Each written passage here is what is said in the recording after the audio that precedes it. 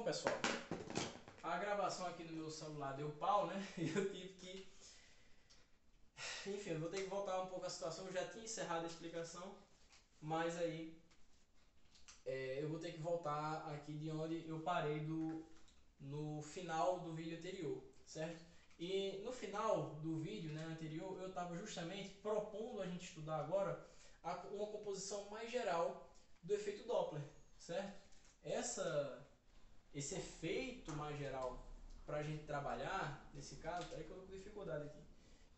Esse efeito mais geral para a gente trabalhar, né, seria quando a gente tem a velocidade, né, de ambos, né, a velocidade do observador e a velocidade. Eu vou representar o vetor velocidade aqui, tá? Não vai ficar muito legal, mas enfim, é uma critério de explicação mesmo. Essa aqui é a velocidade da fonte, ou melhor, essa aqui vai ser o vetor velocidade das ondas sonoras, certo? Que vão vir para esse lado. E o vetor velocidade da fonte, que também é nessa direção, ou seja, vai ocorrer um encontro entre o observador e as ondas sonoras, certo? Então, o que é que a gente pode escrever aqui inicialmente? Que a velocidade de propagação dessas ondas aqui vai ser lambda vezes f. Como foi falado anteriormente, né? Aqui a gente vai ter lambda e aqui por diante, né? Ó, a gente já não vai ter mais lambda, vai ser um delta lambda, certo? Qual que vai ser a frequência, ou melhor, qual que vai ser o comprimento de onda percebido pelo observador? Pelo observador aqui, ó. O comprimento de onda que ele vai perceber, né, como ele está se aproximando, vai ser um comprimento de onda menor, pelos motivos que eu já expliquei, né? Então vai ser lambda menos delta lambda. Vai ser um comprimento de onda menor. E aqui a gente já pode começar a organizar essa equação. Quem é lambda? Lambda vai ser, ó, olha só, V dividido por F. E quem vai ser delta lambda? Vai ser a velocidade de propagação ali. Ou melhor, a velocidade, né, vai ser o movimento da fonte, né, da fonte emissora de ondas sonoras pela mesma frequência. Que vão caminhar, né, as ondas sonoras vão caminhar com aquela velocidade ali. Então pronto, esse aqui é o lambda linha. Velocidade do som menos a velocidade da fonte P dividido pela frequência. Muito bem. Agora eu quero calcular qual vai ser a frequência percebida pelo nosso observador. O nosso observador aqui vai possuir uma velocidade relativa v', que vai ser igual a o novo comprimento de onda que ele percebe vezes a nova frequência que ele percebe. Então é tudo novo aqui. Então quem é v'? A velocidade relativa. É a velocidade do som, né, de propagação dessas ondas sonoras em relação ao nosso observador. Como eles estão indo na mesma direção, isso significa, né, que a velocidade relativa deles vai ser a velocidade relativa entre eles vai ser a soma dessa velocidade. Então vai ser a velocidade do som mais a velocidade do observador. Então veja, eu posso pegar essa expressão aqui, ó, e trabalhar somente com ela, isolando quem? Quem nos interessa, que é a nova frequência. E eu já vou fazer direto, tá? Quem é V'? Vou substituir. É V mais VO.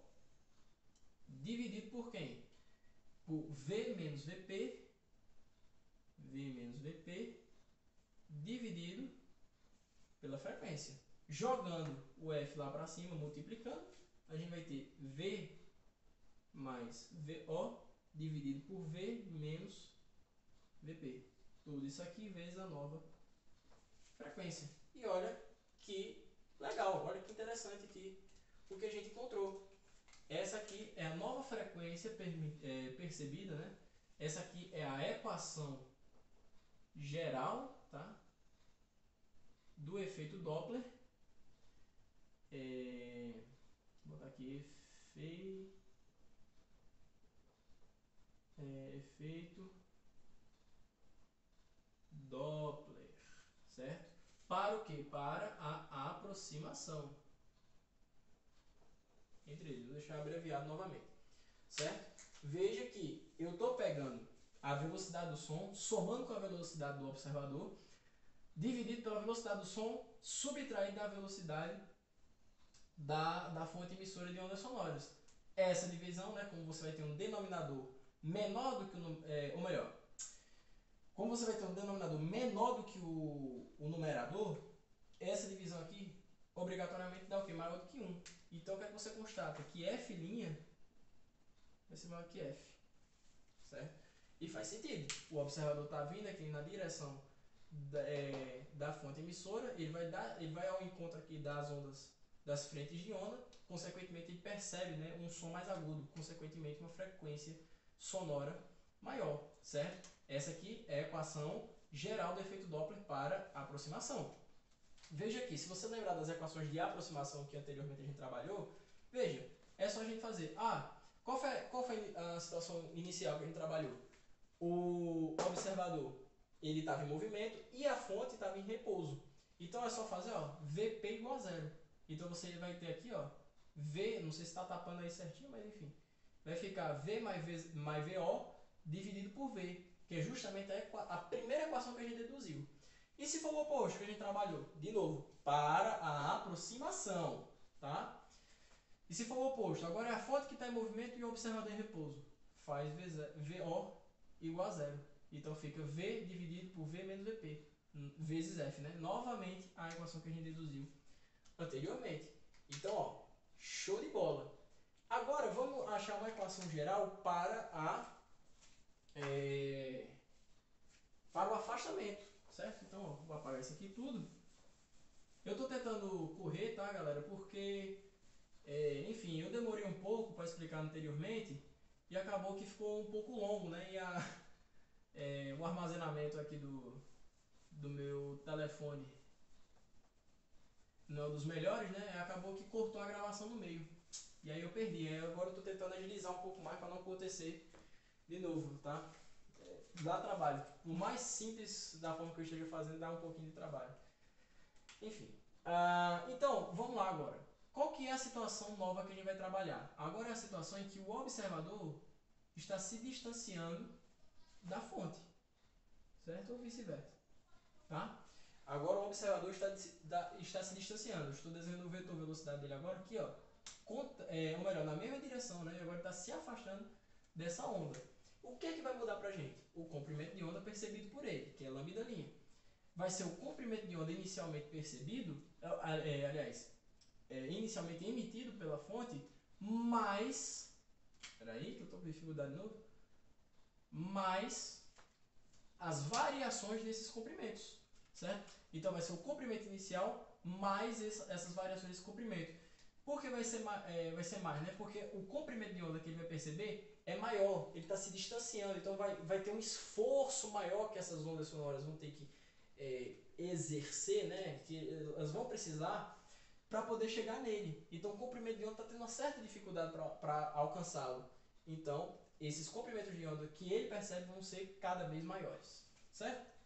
Então vai ser basicamente isso daqui. Então são pouquíssimas coisas que vão mudar. E agora, qual que vai ser a expressão que a gente vai montar para ele? Vai ser V' igual a lambda' vezes F'. Ou seja, se eu isolar F', eu vou ter V' dividido por lambda'.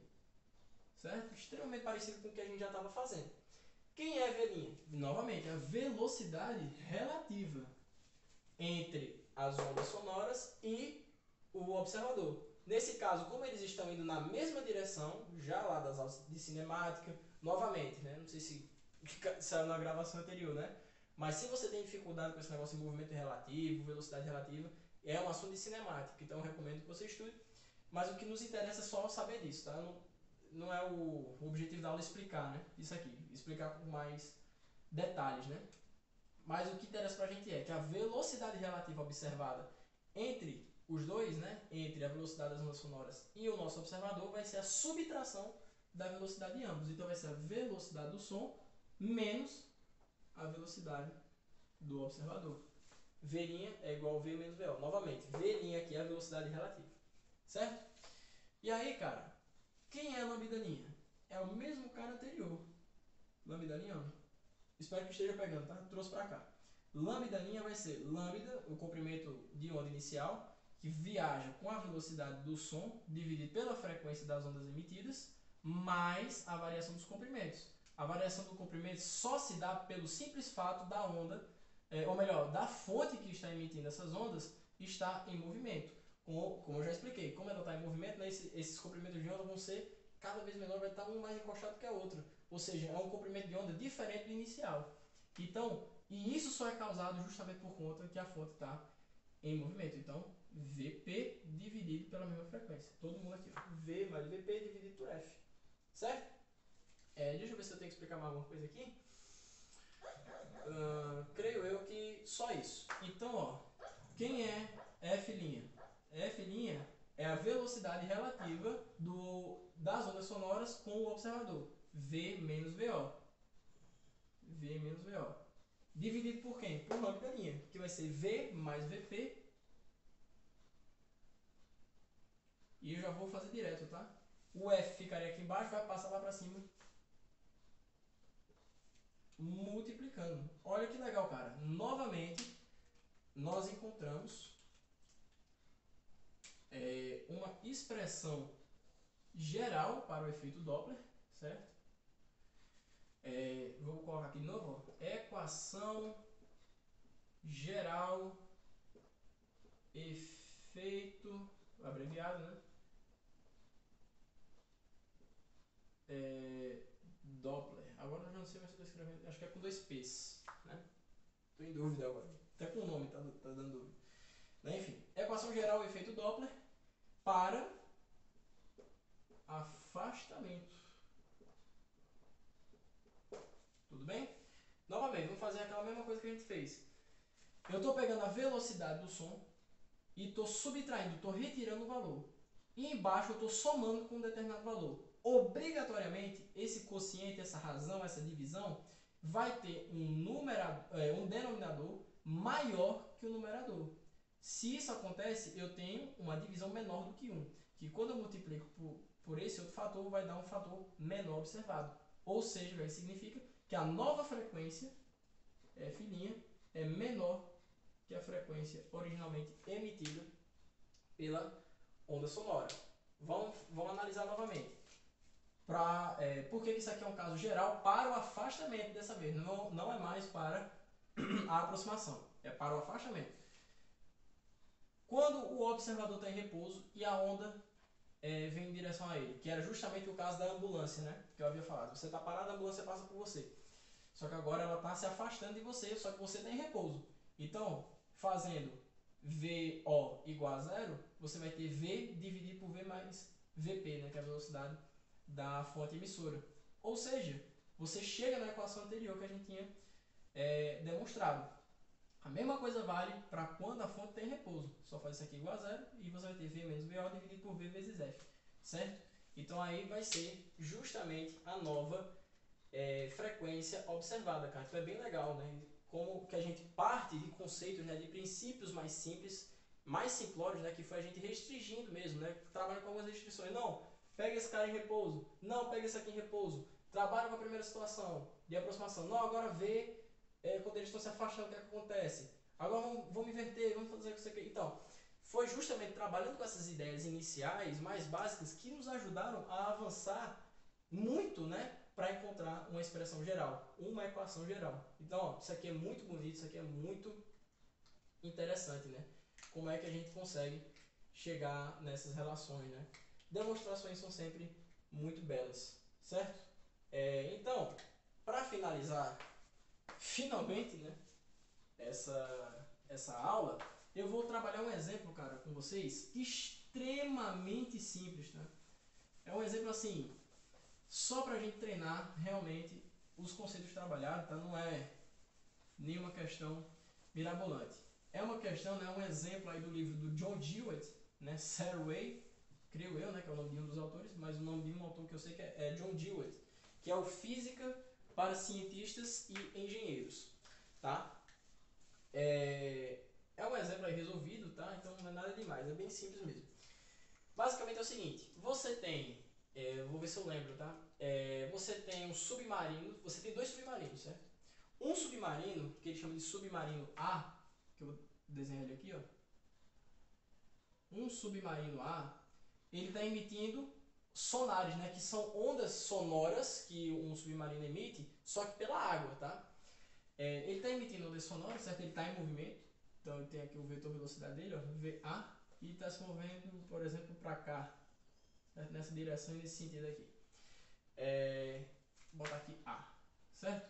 É um submarino A, né, que ele está se movimentando, ele está com determinada velocidade, emitindo diversos sonares na água. E próximo a ele existe um submarino B, certo? Que também possui uma certa velocidade e se movimenta em direção ao submarino A, certo? Ó, coloquei A aqui, ó, é VB, vê só. Enfim, então essa é a situação. Os dados que ele dá pra gente na questão é o seguinte, vou colocar aqui que eu acho que fica melhor, né? A velocidade do submarino A é de 8 metros por segundo. A velocidade do submarino B é de 9 metros por segundo. A frequência, né, os sonares que esse submarino emite é na frequência de 1400 Hz. E claro, a velocidade do som na água, que é uma constante, é de 1533 metros por segundo. Então, cara, vamos lá, vamos analisar qual que é a estratégia que eu utilizaria para resolver essa questão. Veja que a gente tem todos os dados, né, só para aplicar a fórmula, mas tem que ter cuidado com os sinais, certo? O que que eu faria? Bom, veja só, é uma aproximação. A primeira coisa, ambos estão em movimento, então eu vou ter que utilizar a equação geral aqui de todo jeito, certo? Então, os dois estão em movimento.